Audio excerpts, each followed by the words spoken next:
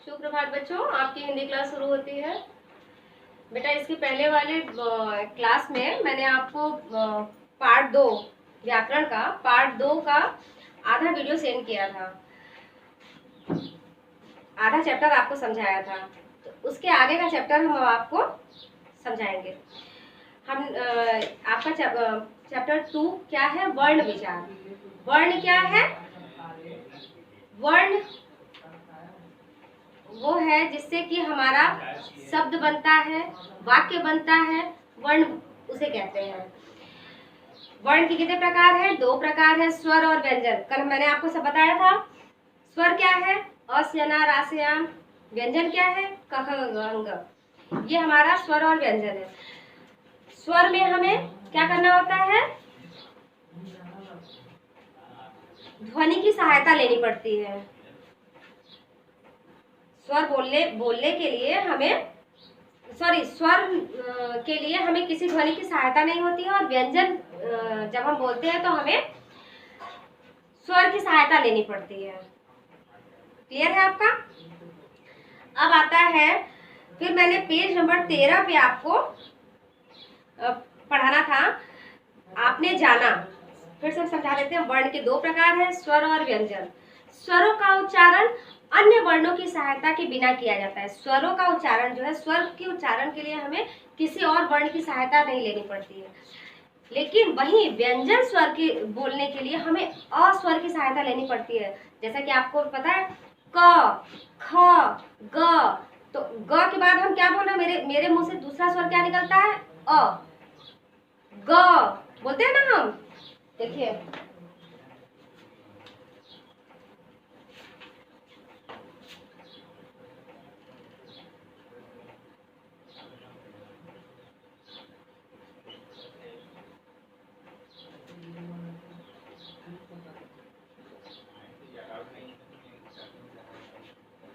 वर्ण विचार, the alphabet. जैसा जो आपको इंग्लिश में अल्फाबेट पढ़ाया जाता है, ABCD होता है ना अल्फाबेट, वही हिंदी में ये हिंदी का अल्फाबेट है। स्वर और व्यंजन क्या है? हिंदी का अल्फाबेट है ना। तो व्यंजन स्वर अ की सहायता से बोले जाते हैं। जैसा कि देखिए, क, ख, ग, घ, अंग, है ना।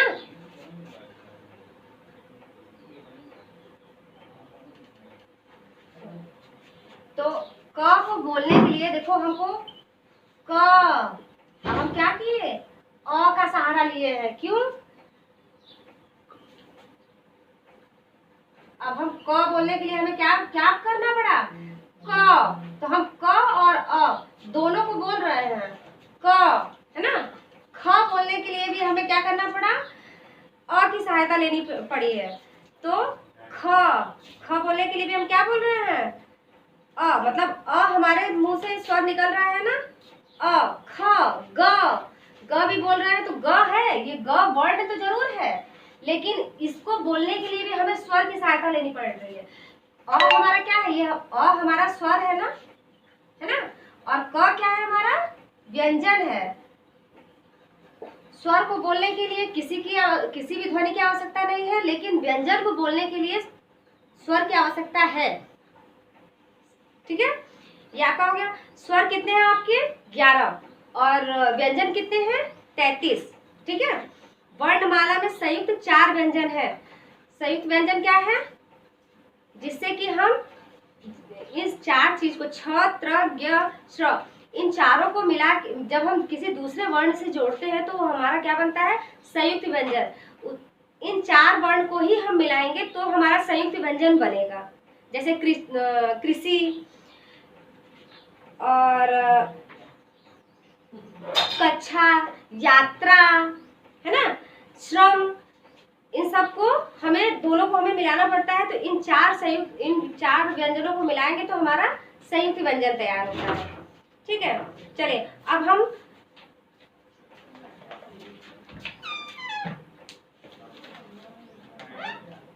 आपको बता रहे हैं। वर्ण ध से पहले वर्ण आता है। ढ ढक्कन से पहले। ढ ढक्कन क्या है आपका? ढ से ढकना, हम लोग बोलते हैं ना ढ से ढक्कन, ट ठ ड ढ अड़, ऐसा पढ़ते हैं ना हम। तो इसमें आप देखेंगे जो रिक्त स्थानों की पूर्ति कीजिए, तो वो हम आपको करा रहे हैं, आप देख के अपने बुक में लिखेंगे इसे, ठीक है। साथ ही साथ आप राइट भी करेंगे। तो आप अपना अपना पेंसिल और इरेजर लेके बैठिए।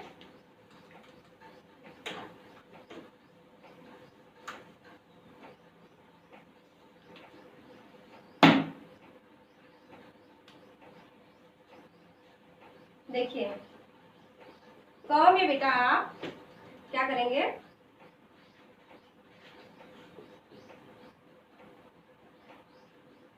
क में आपका ढ से पहले क्या आता है, ढ ढक्कन से पहले आपका आता है ट ठ ड, है ना, डमरू वाला ड होता है ना, ड, ठीक है। ख आपका क्या है बेटा, ख में है वर्णमाला में व्यंजनों की संख्या है। वर्णमाला में व्यंजनों की कितनी संख्या है, 33। कितनी है, 33। जो ये खाली जगह है आप उसमें क्या लिखेंगे, 33। 33 मतलब 33, ठीक है। स्वर डैश की सहायता के बिना बोले जाते हैं। स्वर किसी ध्वनि की, है ना,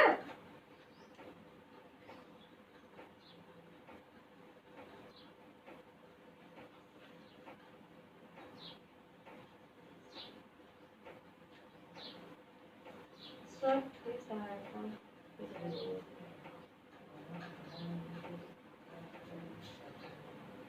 स्वर क्या है, ग।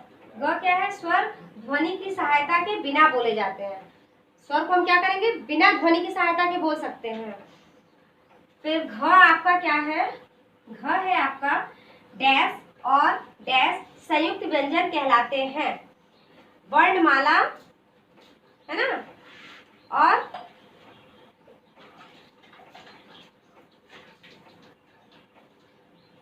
देखिए पहले में हम क्या भरेंगे, वर्णमाला, ठीक।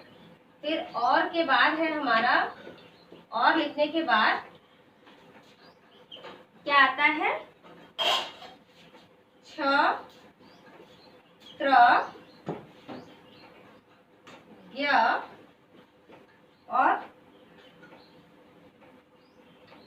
स्र ना।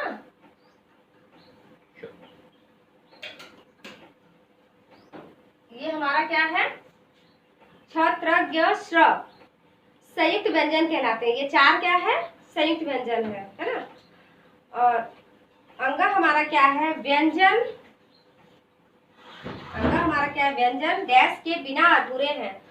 व्यंजन किसके बिना अधूरा है, स्वर के बिना अधूरा है ना। तो हम क्या करेंगे, यहाँ पे लिखेंगे स्वर। व्यंजन स्वर के बिना अधूरे हैं। स्वर में क्यों, क्योंकि हम स्वर में हमारा मात्रा भी आ जाता है, ध्वनि भी आ जाती है। तो जब तक हम ध्वनि और स्वर के बिना नहीं बोलेंगे तब तक हमारा व्यंजन पूरा नहीं है, ठीक है। अब आपको ये समझ में आ गया कि वर्ण के कितने प्रकार है, वर्ण में क्या है। अब हम आते हैं मात्रा पे। अब हम आपको क्या बताएंगे, मात्रा। मात्रा किसे कहते हैं, जब कोई स्वर किसी व्यंजन में मिलाकर लिखा जाता है। जब कोई स्वर किसी व्यंजन में, अब ये ध्यान दीजिए कि स्वर और व्यंजन दोनों को मिलाया जा रहा है। मिला के क्या बनता है, मात्रा। जैसे आम, हमें आम लिखना है तो हम अ में कौन सी मात्रा लगाए हैं, आ की मात्रा लगाए हैं, तो आ म।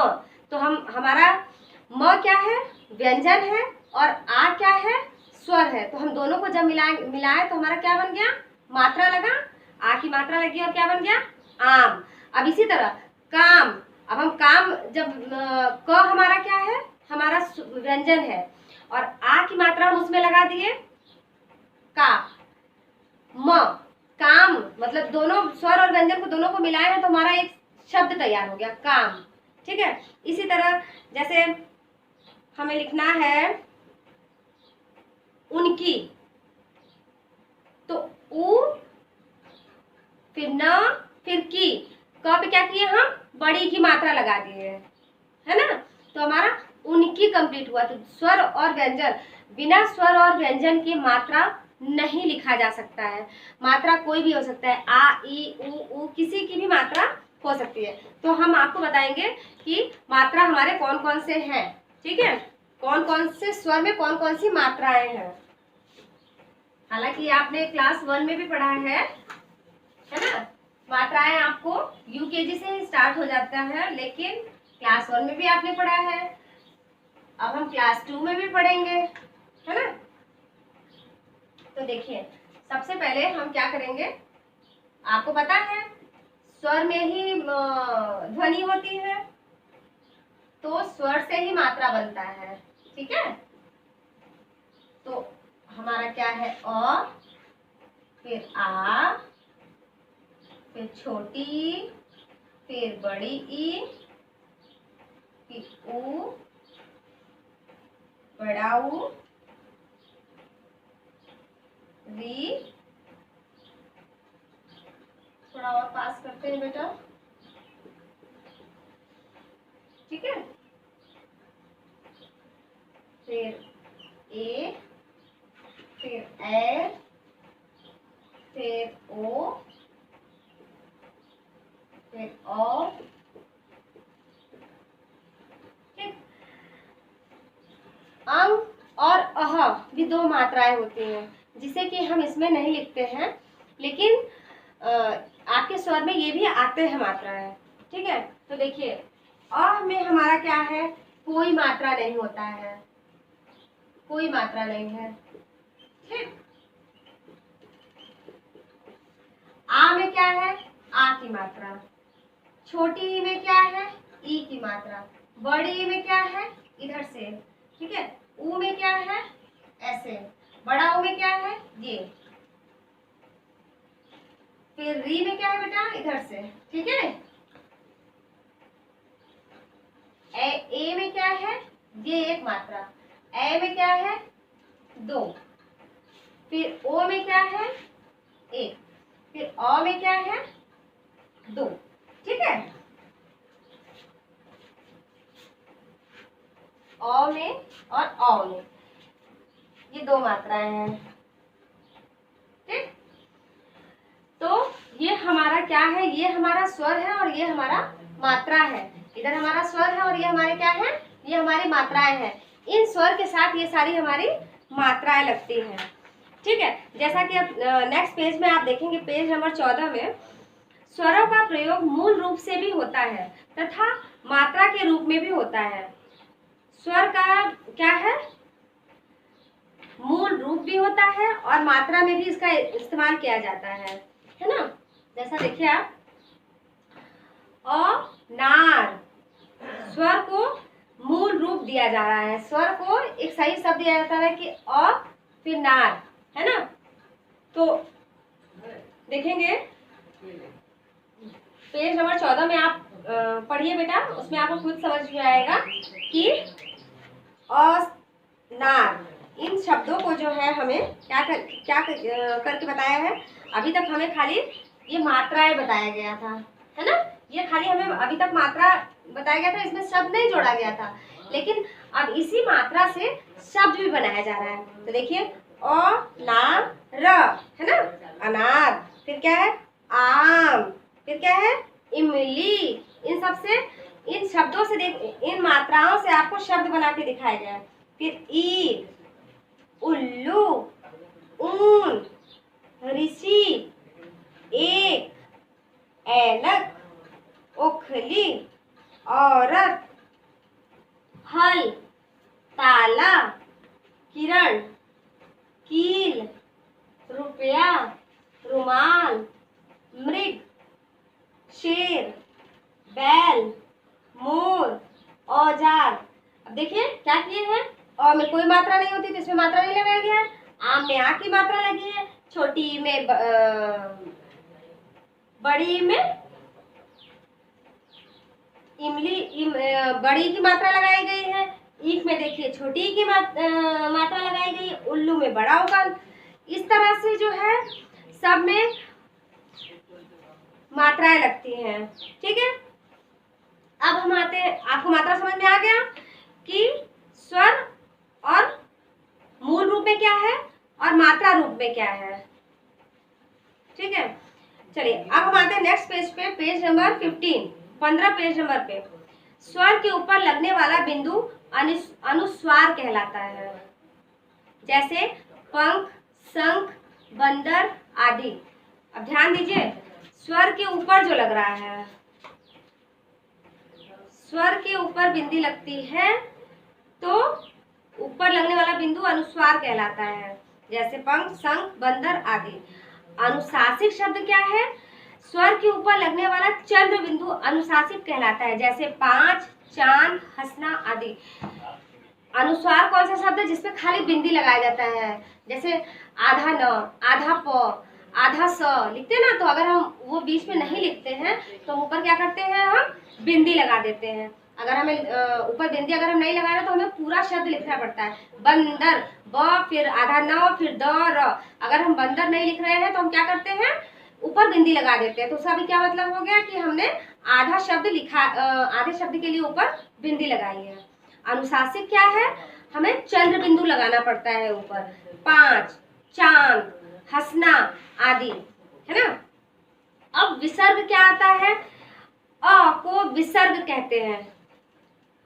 अह माने कुछ नहीं, बोलते हैं ना हम, अह माने कुछ नहीं।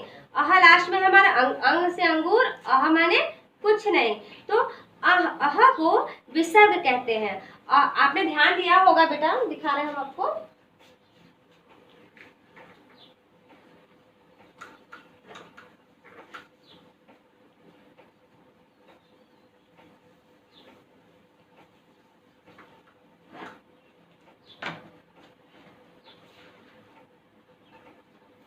अह माने कुछ नहीं, तो ये कुछ नहीं है ना, ये हमारा विसर्ग है, ये चिन्ह है, ये चिन्ह दर्शाता है। जैसे हम लिखते हैं ना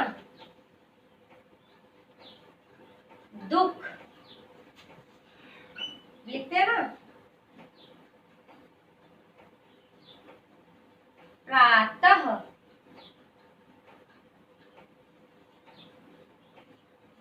अंत। ये जो आगे हम बिंदी लगा रहे हैं दो, ये हमारा क्या है? ये हमारा विसर्ग है। इसे हम क्या कहते हैं? विसर्ग शब्द कहते हैं। ये विसर्ग चिन्ह दर्शाता है। जो अह की मात्रा है ये विसर्ग चिन्ह दर्शाता है। अभी आगे इसके बारे में जब आप 3-4 में जाएंगे तो अनुस्वार, अनुशासित, विसर्ग, ये तीनों चीजें आपको डिटेल में समझाया जाएगा। ठीक है। अब जैसे र में छोटी ऊ की बड़ी ऊ की मात्रा इस प्रकार लगाई जाती है कि र प्लस ऊ बराबर रू, जैसे रुपया, गुरु आदि। र प्लस बड़ी ऊ बराबर रू, जैसे रूप, जरूर, घुंघरू आदि। र लगाने का भी अलग अलग वो है। ऊ की मात्रा, अगर र के साथ हम ऊ की मात्रा लगा रहे हैं, बड़ी ऊ या छोटी ऊ, तो वो रूप, जरूर, घुंघरू, इन सब में हम कौन सी मात्रा लगाते हैं? ऐसे बोलते हैं। जैसे देखिए हमको जरूर लिखना है तो हम क्या करते हैं? जरूर, है ना। अब हमको रूप लिखना है तो हम क्या करेंगे? ये रूप लिख दिए। इस तरह से हम र के में भी मात्रा लगाते हैं, ऊ की मात्रा लगाते हैं। ठीक है। अब पाठ का सार क्या है, मतलब ये पाठ पढ़ाने का हमारा क्या उद्देश्य है, ये देखिए। भाषा की सबसे छोटी इकाई क्या है? वर्ण। भाषा कैसे पता चलता है? वर्ण से पता चलता है। वर्ण से क्या बनता है आपका? वर्ण से शब्द बनता है। शब्द से क्या बनता है? शब्द से वाक्य बनता है। ठीक है। स्वर और व्यंजन वर्ण के प्रकार हैं। वर्ण के क्या प्रकार है? स्वर और व्यंजन, दो प्रकार होते हैं, स्वर और व्यंजन।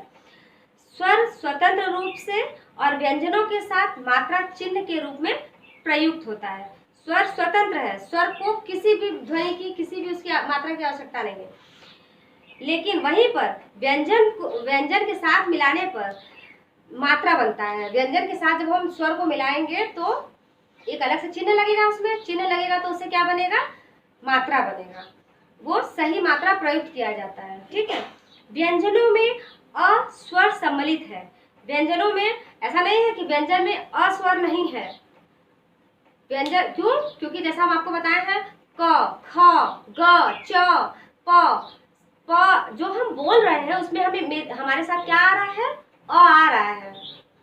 ठीक है, तो आपका बेटा ये पार्ट कंप्लीट हो गया है। अब हम नेक्स्ट डे आपको इसका book exercise and question answer send करेंगे नेक्स्ट क्लास में। ठीक है, तब तक आप इस वीडियो को 1 टाइम देखिए, 2 टाइम देखिए, अच्छे से समझिए। आपको कोई भी डाउट हो, कोई प्रॉब्लम हो तो आप हमसे पूछ सकते हैं। मेरे व्हाट्सएप पे फ़ोन करके पूछ सकते हैं, वॉइस मैसेज से पूछ सकते हैं, या व्हाट्सएप पे लिख के पूछ सकते हैं। जैसा भी आपको लगे कि मुझे कुछ भी डाउट है, कुछ भी ऐसा समझ में नहीं आ रहा है, तो आप हमसे पूछ सकते हैं। ठीक है, चलिए अब हम नेक्स्ट क्लास में मिलते हैं। Thank you.